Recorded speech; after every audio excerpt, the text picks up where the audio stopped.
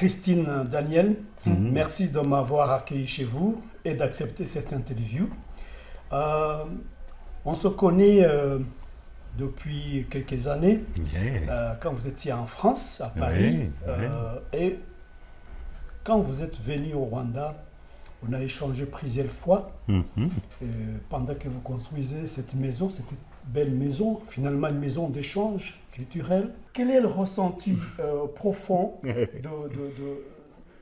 par rapport à ce que vous vivez jour au jour ici au Rwanda? Je commence si tu veux. Déjà, c'est ce qu'on vit là à l'instant, c'est-à-dire chaque jour, c'est une rencontre. Chaque jour, c'est une découverte. Chaque jour, c'est un échange. Vraiment, nous sommes venus au Rwanda, bien sûr, parce que nous nous intéressions au génocide perpétré contre les Tutsis, à la responsabilité de notre pays, la bataille que nous avons menée avec d'autres, bien sûr, pour que la France, enfin, sorte du déni. Tout ça est juste. Mais quand nous sommes arrivés, la première fois, nous avons été à Bicécéro, c'était en 2014, c'est la relation humaine, vraiment, vraiment. C'est la rencontre des femmes, des hommes, des jeunes aussi. On a une formidable relation avec une partie de la jeunesse rwandaise. Et donc, pour nous qui, quand même, en Europe, avions quand même dans une culture qui aujourd'hui est un peu soupçonneuse de l'autre, où l'isolement est fort, vraiment l'amour de ce pays, c'est l'amour de ses habitants, quoi, faut bien le dire, quoi. Et donc le ressenti profond, c'est à la fois, on a la chance de pouvoir donner un peu au Rwanda, de travailler, de mettre toute notre sensibilité, toute notre intelligence dans ce que nous faisons avec les Rwandais, mais surtout de recevoir, quoi. Les gens nous disent, mais vous n'en avez pas assez d'écrire sur le génocide, est-ce que... Non, on leur dit, on reçoit beaucoup plus que ce qu'on donne, vraiment. Et c'est pas parce que tu parles de ressenti profond, c'est pas une phrase, quoi, hein, c'est pas une phrase. Moi, j'ai l'impression, bon, j'ai fait beaucoup de choses dans ma vie, très diverses, mais à mon âge, d'avoir une chance incroyable de recommencer une aventure et de la recommencer avec Christine, de le faire tous les deux. Je crois qu'on se complète pas mal. Christine a une faculté d'accueil assez formidable et c'est vrai qu'on reçoit beaucoup dans cette maison et les gens aiment être dans cette maison, voilà, ça on le ressent. Les gens ne nous rendent pas visite pour nous rendre visite, ils aiment être là. Et bon, on ne peut pas faire mieux, quoi, hein, au niveau humain, au niveau de la vie. Donc voilà. Moi, mon ressenti profond, le mien. Bon, le mien de ressenti, il est égal à ce que tu viens de dire, puisque c'est un couple qui vit cette aventure, c'est le nôtre, et on a cette chance d'aimer être ensemble ici. Mais c'est vrai que moi, mon ressenti, c'est la générosité, le partage, l'envie d'être ensemble. T'imagines, en France, tu n'as des fois même plus envie d'aller voir ton voisin. Ici, on est gâtés. Franchement, on est gâtés. Moi, j'aime être au Rwanda parce que déjà, il fait toujours beau. On est bien, on n'a pas ce problème de chauffage. Et puis, tu peux toujours inviter du monde. Non, c'est vrai. Oui, c'est vrai. Tu t'invites du monde. Et puis, comme dit Daniel, notre table, elle est devenue une table où il faut passer aussi. Parce que j'ai fait des progrès en cuisine. Hein, oui, aussi. Absolument. Donc, c'est vraiment... Je peux en témoigner. C'est le bonheur d'être ici. Vraiment, c'est le bonheur. Et puis, c'est une famille. On s'est fait une famille ici. On a Charles, on a Jeanne, on a les enfants, on a les cousins de Charles, on a nos propres neveux qu'on s'est fait à Kibouye, à Gitarama, à Kigali. Et puis, chacun nous appelle quand ils ont un petit souci ou ils ne savent pas. On sert aussi... Puisqu'on est des Umusaza ou Mukechuru, on sert aussi un peu de grand-père, grand-mère, parce qu'il y a beaucoup de rescapés où on est amis. Ils disent, chez nous, on ne peut plus présenter à nos enfants des vieux, il n'y en a plus. Donc nous, on sert aussi un petit peu de relais pour ces parents et grands-parents qui sont partis. Donc c'est vrai que notre combat il est autour du génocide aussi. C'est vrai que nos amis sont autour du génocide. Donc si on peut emmener un petit peu de bonheur dans chaque famille, puisqu'ils nous en donnent tellement, eh ben, on est vraiment heureux. Merci beaucoup. Mais en dehors du sujet des génocides perpétrés contre les Tutsis, vous faites autre chose. Vous avez écrit un livre récemment qui va sortir bientôt. Et, je viens d'apprendre. Sur Kigali. Vous faites aussi des voyages dans le sud, dans le nord, est, ouest. Et les gens qui viennent ici vous amènent aussi autre chose, culturellement. Bien sûr, bien sûr. On sert aussi de relais à des Français. Tiens, parce qu'on n'avait pas tellement d'amis français. Et là, je ne sais pas pourquoi. Peut-être parce qu'on a un nouvel ambassadeur, peut-être parce que les relations... Et puis parce qu'on commence à se faire connaître aussi grâce à toi par rapport au fauteuil l'amitié, par les réseaux et tout. Donc on sert aussi de relais à des Français qui viennent s'installer ici et qui nous demandent des... quand ils arrivent, on a des amis qui sont installés à Guissény, donc ils restent chez nous, ils vont faire toutes les courses qu'ils ont à faire et après ils repartent là-bas. Donc on s'est fait plusieurs petits lieux de vie aussi maintenant grâce à ça. Vous êtes des ambassadeurs quelque part de la France. Oui, peut-être. Le mot ambassadeur, vous comprenez ce que ça veut dire? Ah, moi je serais fière d'être ambassadrice de la France au Rwanda, mais je suis ambassadrice rwandaise pour les Français. Voilà. Non, on ne veut pas faire de concurrence à Antoine Onfray, mais bon, on est là. Il va nous devoir quelques bouteilles. Hein. Et d'ailleurs, très gentiment, il le reconnaît lui-même.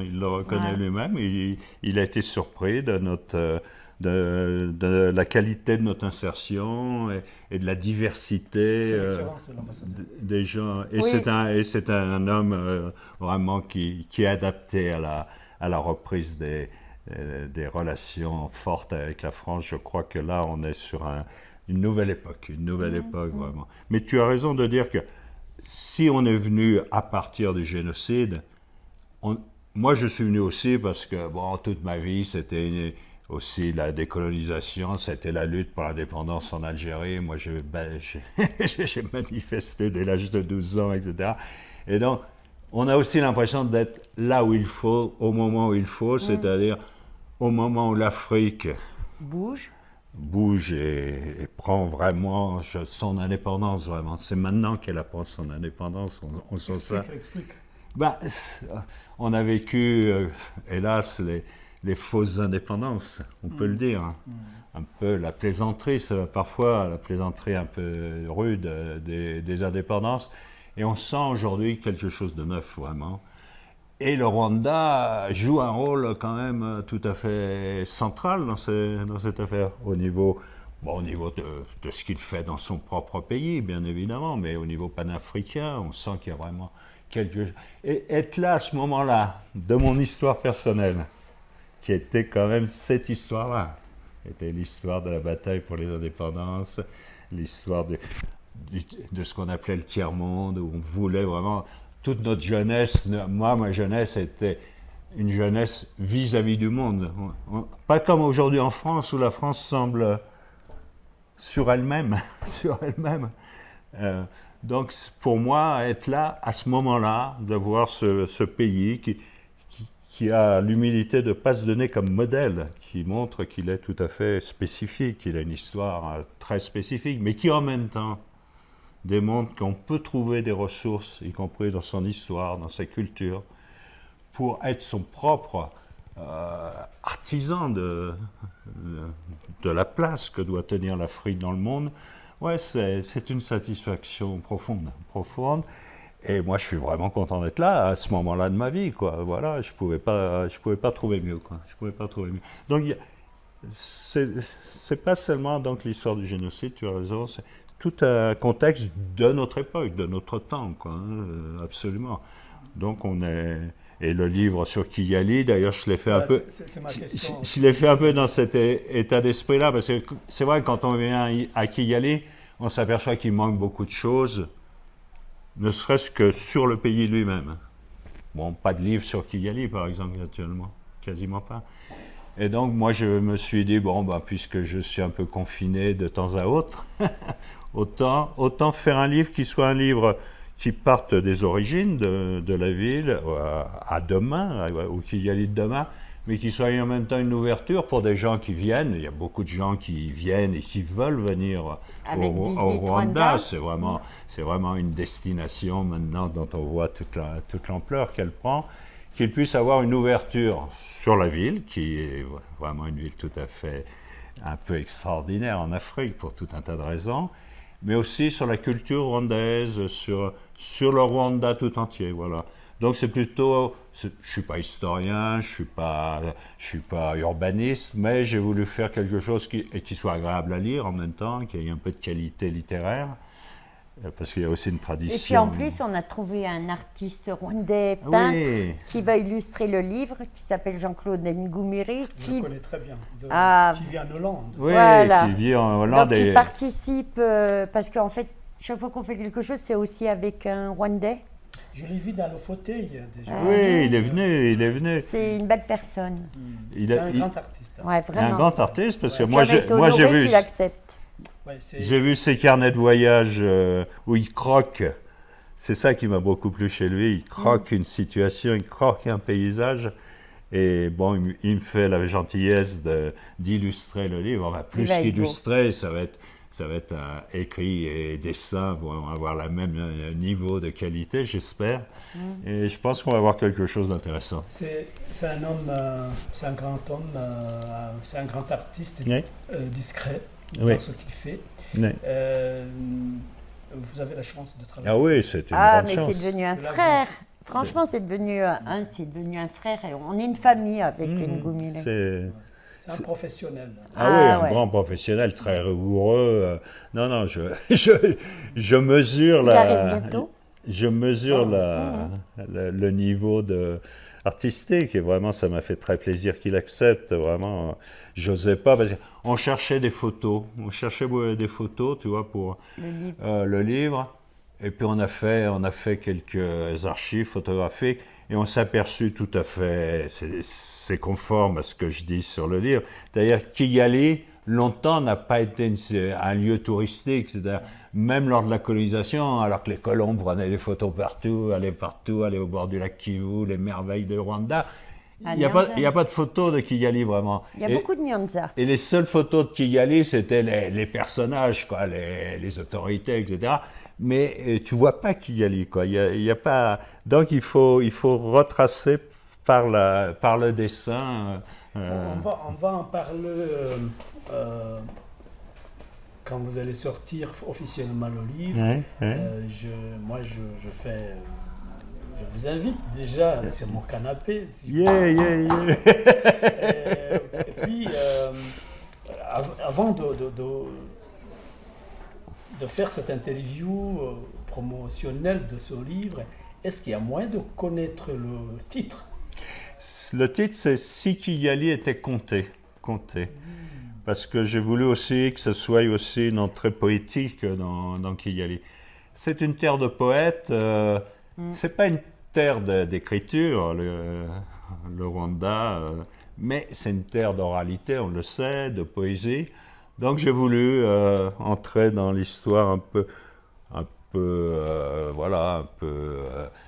par l'imagination aussi, rentrer par la poésie un peu aussi, bien sûr, et faire me mettre un peu au niveau de Kigali, un peu.